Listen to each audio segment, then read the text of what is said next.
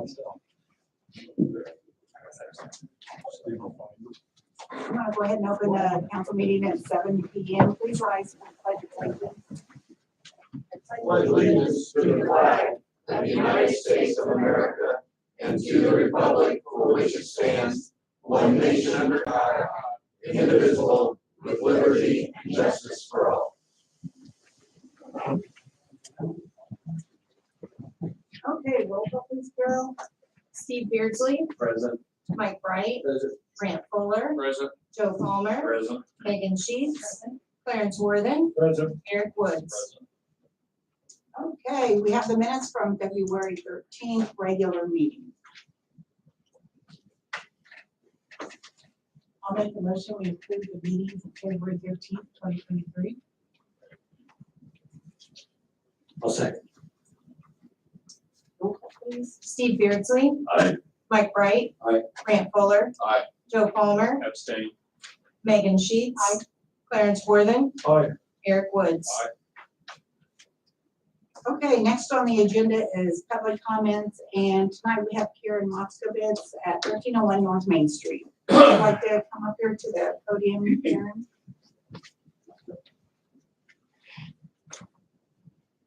My name is Karen Moskowitz, and I was here a couple months ago talking about animal ordinances, and I would like to revisit that. I have spoken to a few people since then. I know that there's been a few changes as far as that goes. I went to the county council or county commissioners meeting, talked to them about it because I know that they pay for animal control. They pay $100,000 a year for animal control. At least that's what's listed at. So we've had 3 incidences, just my family, with animal control that have been kind of an issue. One of them was when my daughter was walking, there was 2 pit bulls running, and she called animal control, and they told her the animals had to be contained before they could be picked up, which is new because it wasn't like that before. And she told them she had an infant, she couldn't do that, and they told her that they couldn't help her. That was one incident. Another incident you know about the big cats that we talked about with all the 17 cats that are still in the cage. That was another one. And the last time was just recently when we called about feral cat problems, and we called and talked to the person, I think he's the director out there, and asked about, is there a program for the feral cats? Because there's 20 cats in my neighborhood, and I can't walk out my door without smelling cat feed. And I've talked to the neighbors, and they're the same. We're trying to figure out how to get rid of the smell. But it's neither here nor there. But what we were told on the phone at that time was there was a man, not to mention a name, that ruined the program and stole all the money. And that was an official animal control phone call. So that was very unprofessional. I know that, I don't know actually what the city does as far as animal control, where if there's money involved, if you give money to that, or if that's just the county. I know that the county money comes out of the landfill money. So I guess my thing is like, we're all in the same playground, and we just play nice together and just kind of maybe try to figure something out, because it sounds like they're putting the blame on the city, and like 90% of the animal control calls come out of the city. I get it. But they're the ones giving the money, and they want to try to figure out something that they don't really want to work with anybody. What happened with the cats was, I looked at ordinances, and the Board of Health says all these things that they had to do. They had to have the cats off the ground. They have to be able to have a place to play, not just in their confined areas. And when the call was made out to animal control, they said no, that we set that up, and that's the way it's supposed to be. So that kind of tied Rodney's hands. So I was also told by another county person that the code enforcement person is supposed to take care of that. And it's like, it's kind of all over the place. So, is there an answer? Is there some way we can work on this together and try to figure out things? I mean, I know people like to let their cats out. I can't let my dogs out to run. Couldn't let my chickens out or my horses out. Why can people let their cats out to run? So is there something we can do? So I will be more than willing to help in any way, but can we get together with the county and the city and maybe try to come up with something? There are ordinances. They're not great at all, but at least there are some. There's just no one, the one about the cats not being able, you're not supposed to let your animals run. It says in the ordinances. So, I do know that building services worked with animal control and also with the Board of Health. Because I think some way that the law reads, it goes back on animal control or the Board of Health. So we can't. right, and animal control now, I know when I was with that group, animal control was 24/7. And it was, believe me, because I know I got calls. And now it's like restricted where they don't do weekends and they don't do evenings. And at one point, up until the day I spoke with the county commissioners, they had a high school kid that was listed as the animal control. He's not listed as that anymore, but I was like, how can you be animal controller here in high school? So The city does give, and I don't have my appropriation right here with me, it's either 20 or 25,000 a year. So $20,000 a year towards the Humane Society. but is that, I mean, I guess my question, and I didn't get an answer to the county, was like, you're paying $100,000 a year. What does that get you? I don't want the money to be taken away. Please don't get me wrong. I am not saying that at all. I don't want their money taken away. What they do is great. I know that I've talked to the sheriff and he said he would like to take it over, but he wants his own building and it'll be a kill shelter. And I'm like, hold up. That's a little extreme. And I know that Tippecanoe County and I know Boone County has a county officer as their animal control. And they take them to the shelters, although I don't think Boone County has one. So does it go back on the county? Is that who's officially over like the Humane Society? I believe that the county is responsible, at least for animal control. I believe the Humane Society is also a county, but I'd have to double check that. It's listed as animal control. The Humane Society, what they get is listed as animal control. There's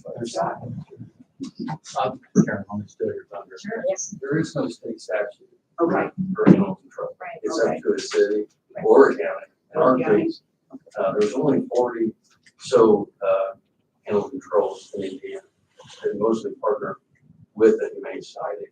There's no statute. So you get, the city, and I'll agree with the sheriff on one thing. If you want me to round the cats up, I don't like cats. So if we are to do animal control as a city, we can't, you can't keep everything forever. And that's where the problem is, in my opinion, is we take care of animals more than we take care of kids. That's my personal opinion. So there's no provision. When I read the article with the commissioners and I talked to the board president of the Humane Society, because I agree that I don't care if you're feral or if you feed it and you take care of it, it's yours. But the problem is there's this society out there that believes that feral cats are free to do whatever they want. So the animal control will not take them. I have nowhere to put them. And so that's kind of where we're all at. And so I've offered, if you want to give me the $20,000, I will hire an animal control. But the problem is where we take them. We can partner with the Humane Society. And the county can keep giving their money. But I need to pay somebody to do that. Need to have a vehicle for that, training for that, tools for that. So that's kind of where I'm at. Give me the animal control. Most sheriffs, cities run, Lafayette runs their own animal control through the police department. Boone County Sheriff, I think, runs the whole county. Yes. So there are different ways to do it. There is no standard. There's no statute that I can find. Well, and I just looked it up. The Humane Society, according to their bylaws, is an Indiana not-for-profit corporation. So it is not controlled by the county. The ordinance for the city provides that the person responsible for taking care of animals that are out, running wild is the humane officer, which is the executive director of the Humane Society of Clinton County, Inc., or any employee of said organization to whom the executive director has delegated. So our ordinance provides that the Humane Society is supposed to take care of those animals, and that the Humane Society is a non-profit organization, is what it appears. There's a statute that the police department of cities to appoint a humane officer. Well, I've essentially appointed everybody humane officer as police department. We are one, but that is going to investigate cruelty, neglect, and those kind of things. So we do that on a daily basis, but not at large. The at-large animals specifically say in our ordinance that it is the Humane Society officer, and it's defined as the director of the Humane And Society. the problem now is they're refusing or whatever. They're not coming out if the animal is not a nuisance or it's very hard sometimes. We've gotten better with them. But I was to the point of putting the animals in our police cars and taking them out to the Humane Society and putting them over the fence. Then we'd be all over Facebook and harassed for that. So, we're not gonna do that. But I've asked them to put give me some padlocks on some outdoor indoor runs and we'll take them out there. I mean, vicious animals by law, unfortunately, people don't agree with this either. When I first started, we put down vicious animals. Now we don't. We try to coddle them and give them to somebody else. So our officers have the authority to shoot an animal that is dangerous or rabid and whatnot. We just don't do it like it's not the 90s anymore, right? So I think there needs to be a long-term solution. And if we have to jettison, I know the county, like you said, all the calls in Frankfurt anyway, 90%. 90%. I think one of the hard questions here, maybe down the road, is that there's so many. Humane Society don't have any for them. Nobody has room for them. And nobody wants to kill them. But that may be the hard question. Well, the What are you feral, gonna do with it? the feral cat problem right now is major. And there was a trap litter release program where they tip the ears and release them. Okay, Mhm. I mean, that helps with the population, doesn't help with the spraying, it doesn't help with them eating my dogs in my yard, which I can't let those to say, go get them, which I like to do sometimes. Well, even with the feral program, I don't think in the long run, it helps the overall cat population. I think it just keeps And I know that going. where we live down by Wesley Manor, so just across the creek is the Humane Society, and people don't. So that's where a lot of that comes from, Yeah. I understand. But, one instance, there was a cat that, this is how bad it's getting in my neighborhood. There was a cat, it was friendly, you could tell someone had just dropped it off, just let it go. But when we went to pick it up, somebody had poured gasoline over the entire cat. And I know people are setting off fireworks on their porches to get rid of the cats on their porches. I've even had some neighbors saying, I'm gonna shoot him. Now, I did talk to Rich, he goes, no, not even with pellet guns, you're not allowed to do that. So it's like, how do you get them out of there? So, one of the problems is there are people who, like you said, that just let their animals run and they're not fixed. And, why can't they have a patio or something where they can be outside? But like I said, I can't let my animal run. And what does at large mean?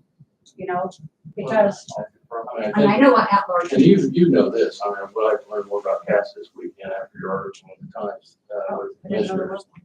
Yeah. Was that- You have a colony of cats that aren't going anywhere, as long as somebody's feeding them and taking care of them. So unfortunately, the only way is to trap them, and nobody wants them to put somewhere else. So that's what we just have to, the Humane Society's not gonna do it. I don't have a facility to do that, but I think we should work with them. I've talked to the commissioners, because I think we are spending between the city and the county $120,000 for animal control, and I can't always get animal control to county. Right, So- that's one of my questions. What are we getting for that? What? Because it used to be a whole lot more, I know. Now it's like, the answers you get sometimes when you call, it's like, come on. Well, and the other problem too is when you find these animals that are out there, pinning them to a person because we do have a provision in the ordinance that says that you can find them. However, if they're just feral cats that are running free, who do you find? And Exactly. that's another part of the problem is there's no ownership attached to it. So it's really hard to enforce animal, and that's most likely why the state legislature has declined to do so. There are some that have collars on, but the majority of them don't. And, you can tell that where some of them live, because it's where they go back to those houses, but you can't prove the ownership of the cat, right? So I guess my question again is, can we get together with the county? Can we make some kind of, figure out what we can do as far as animal control to make sure that it's being done? Because I know that I've seen on Facebook where people have put on there, I called and they told me they wouldn't pick it up unless I contained it. I don't know how many times I have seen that on Facebook, and I've heard from different people. The ex-director still gets calls on that about, they're calling me to pick up animals. I don't do that anymore. It's like, what do I do? Now, who can I call? It's like, there's nobody to call. And that's where the issue lies. It's like, it's gotten to the point where it's, I don't like to be here. I don't want to have to do this. And, you know, I don't want to be a bad person. I don't want anybody in Humane Society going, hey, hey, hey, because I'm not slamming the Humane Society. I'm just wondering, why don't we have animal control anymore? That's my question. So, like I said, I will do whatever I can help. I'll help you and Rich, if, you know, anything I can do to help, I'll be more than happy to, but something has to be done. Scott, Chief, can I and I don't know if anybody else wants to get, can I get with you and maybe sit down and maybe somebody with the county and let's discuss it and see where we can go from here. He said that they're having a meeting about it. He said that he was meeting with, We had a meeting about dog fights. no, this was about animal control. I That's what they said. I have not had Okay. a meeting regarding. It was mostly who's responsible for dog fights. They told me to get with them. I Well, did. what would you like to see? Well, I think it'd be cool if the sheriff would just take it and have animal control out of the sheriff's office like it seems to work down there, but if not, again, you have to tread lightly because there is no provision. City, it's a quality of life issue, and the county could probably say, Frankfurt, bring your own animal control. I mean, they have the right to do that because there's no requirement that they do it, nor is there a requirement that anybody provide it, but then you have citizens that, who are they gonna call? So I think that's what we're at. Maybe, like I said, if you wanna put something together, we can, move with the county too, move with it on this.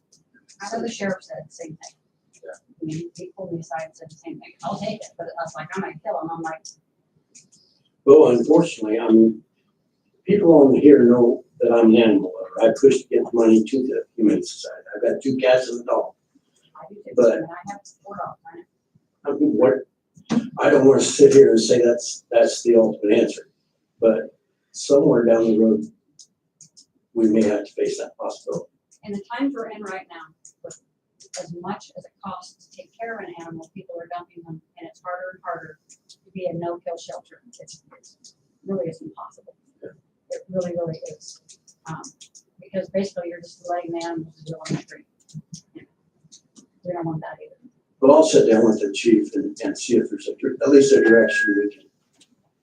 Scott, if there's a vicious animal, like a dog or something, do you guys go on those calls or does it have to go? Okay, We get called first on those. Yeah, if somebody calls in directly, they don't get the answer, call the police and so then they call I think central she called dispatch and I then, think she called dispatch and they called and they ended up calling for that. okay, On that one. we respond to vicious vicious, okay. at large. Yeah. Because I know we do have ordinances that cover that, vicious animal. Most of it, we generally just deal with dogs. Yeah. Vicious. Yeah.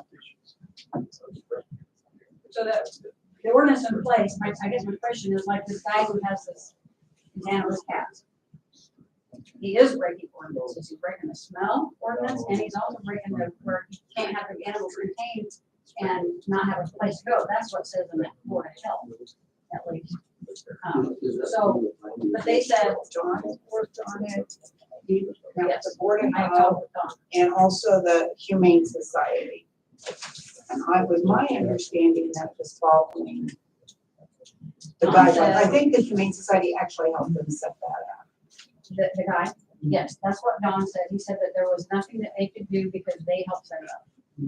And, even though Rodney said you're breaking the ordinance, they said that's the way we want it. I'll go down right check tomorrow and let the city judge. I mean, if he's actually got some sort of facility for these animals and they're leaving, we'll write a ticket and let the judge and try the at-large.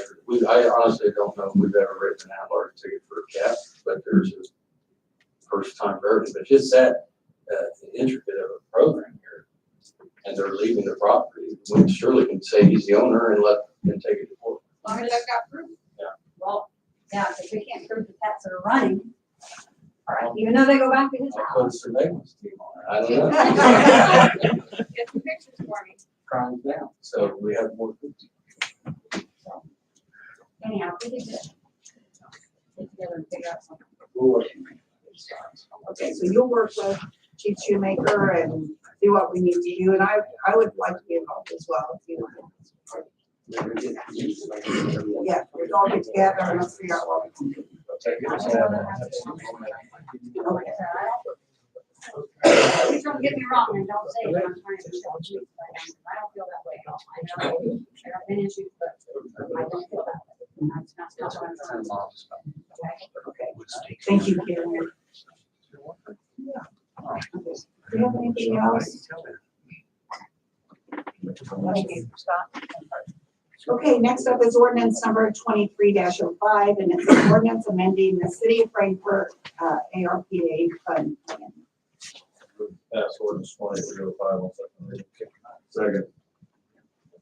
Any comments, questions? Okay, roll call please, Carol. Steve Beardsley, Aye. Mike Bright. Aye. Fran Fuller, Aye. Joe Palmer, Aye. Megan Sheets, Clarence Worthing, Aye. Eric Woods. Aye. Okay, ordinance number 23-05 passes on second reading. Next, we have ordinance number 23-06, and this is on first reading. Move that we read by title only. Second. Roll call please. Steve Beardsley, Aye. Mike Bright. Aye. Fran Fuller. Aye. Joe Palmer. Aye. Megan Sheets. Clarence Worthing, Aye. Eric Woods. Aye. Common Council, City of Frankfurt, Indiana, ordinance number 23-06, an ordinance amending ordinance 82-14 regarding adoption of ordinances after two readings.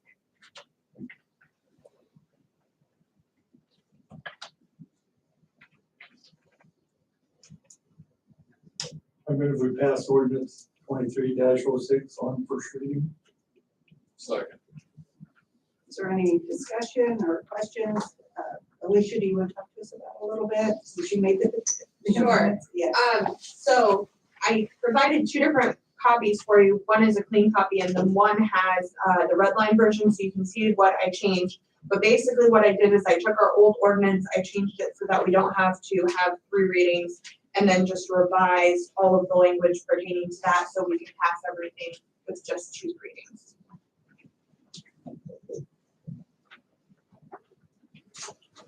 Thank you for your work. You're welcome. So the way that changes that is you can still amend or make any changes on the second, Correct. and then still go ahead and Right. have final. Right, everything that you could do on a second reading before you can still do, you just also can pass it without having to have the third reading.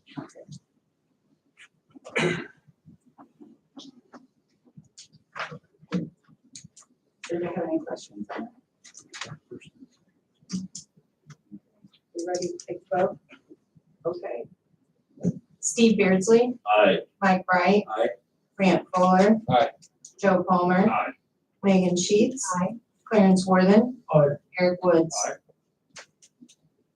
Ordinance number 23-06 passes on first reading. Does anybody have anything under old business? Anything on the agenda? Okay, next is new business, CF1 approvals. We have several of them this evening. You just want to go down through them individually, and then you can either, like NHK has 4, you want to pass each one of those, or just NHKs. We did not have anybody come here from those particular businesses because the last that was decided by the council is that if there's not any big changes or any question that we did not have to be present. Mayor, I'd suggest we do like we did last year, unless someone has a problem with one of these that we could pull out. There's no reason not to just pass them all at once. And I would only say that as we look in here, I know we talked about last year, back steps, the one that stands out to me that hasn't had any progress. However, as we know, the tax abatement simply means they're not paying enough tax for the abatement. as much of a difference. So, you know, the email that went out said, you know, if anyone has a problem, thinks there's not compliance, you know, maybe we did need representatives Jay here, and no one responded to that. So, given that, I would just ask the council, are there any concerns not considered as in compliance? So the back step isn't anything but. Does anybody have any other concerns about that or questions? And I don't know how they're moving forward right now. I think there's still no plans at this point. I mean, we've seen equipment go in there, you know, and the narrative says they're still working, we just not open up. Right, it's not open at the, But it's not Really? costing us anything. right. They're not open. My question is, these buildings, they're still paying their taxes and they are getting some relief, but not all. But each year it gets less money. So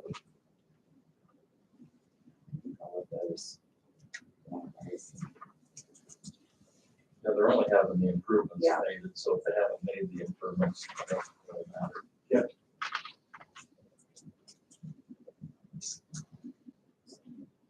So, Alicia, would you be okay with that? That's what we did last year. Yeah. Are you okay with that?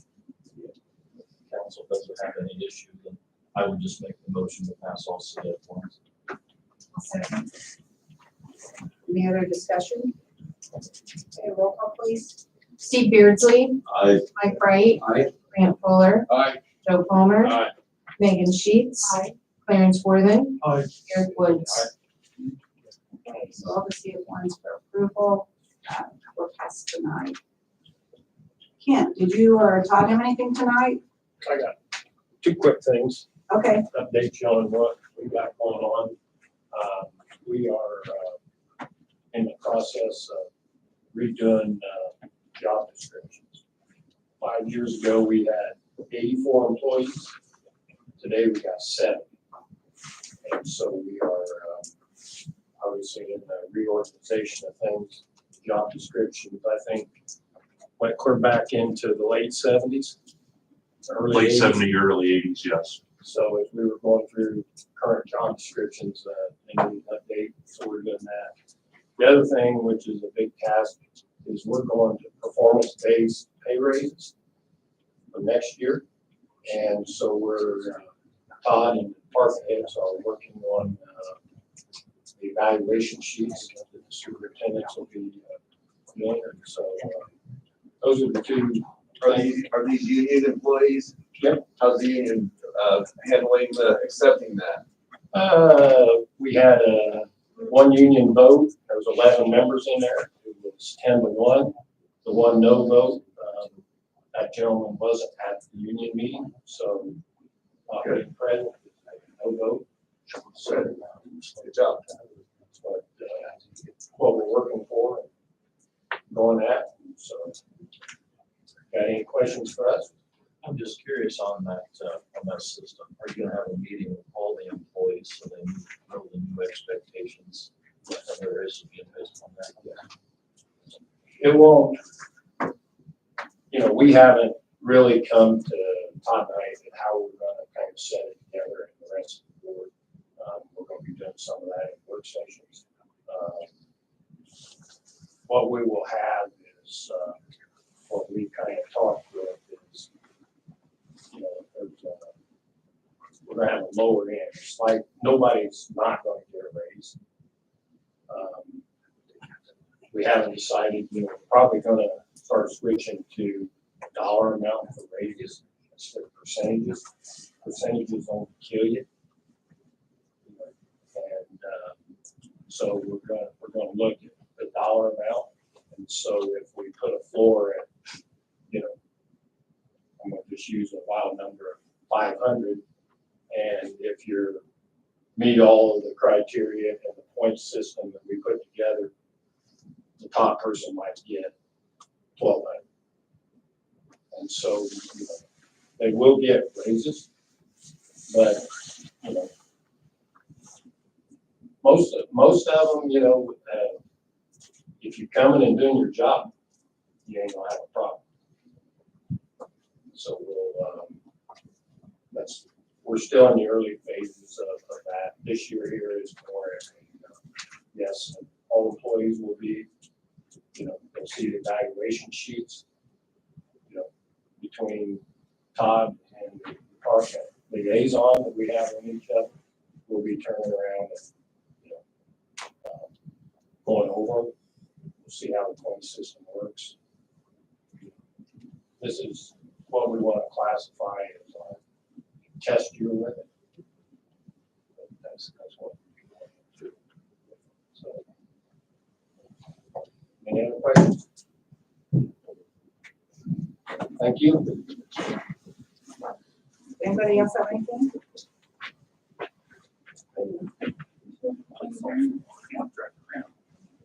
Okay. So move. Okay, thank you everyone for coming this evening.